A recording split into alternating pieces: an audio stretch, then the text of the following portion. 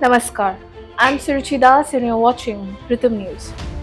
As the nation grapples with economic recovery, two regions of India present glaring contrasts in their approach to governance: Jammu Kashmir and Delhi.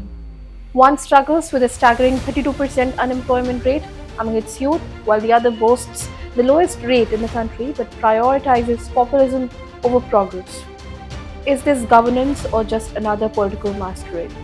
According to the latest periodic labor force survey, Jammu Kashmir has the dubious distinction of having the highest youth unemployment rate at 32%.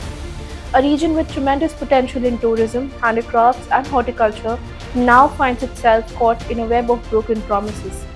Post the abrogation of Article 370 in 2019, the government promised a new era of growth and prosperity.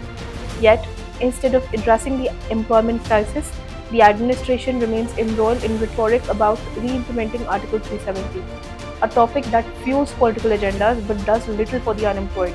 With only 28.6% of its population employed, as highlighted by the CMIE, Jammu Kashmir's government seems to prioritize consolidating political power over tackling unemployment.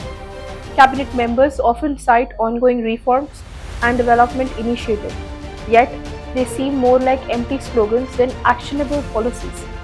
Youth unemployment at this scale not only threatens economic stability but also risks fueling unrest. What the region needs is targeted investments in sectors like IT, tourism infrastructure, and skill development.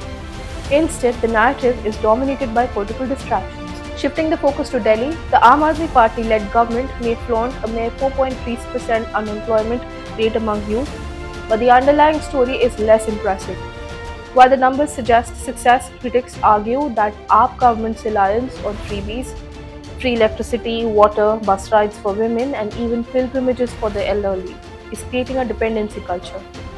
These measures, being popular, only do a little to empower youth or prepare them for job market. Instead of fostering innovation or job creation, Delhi's policies risk turning a demographic dividend into a liability. Across India, 20 out of 22 surveyed states reported youth unemployment rates in double digits.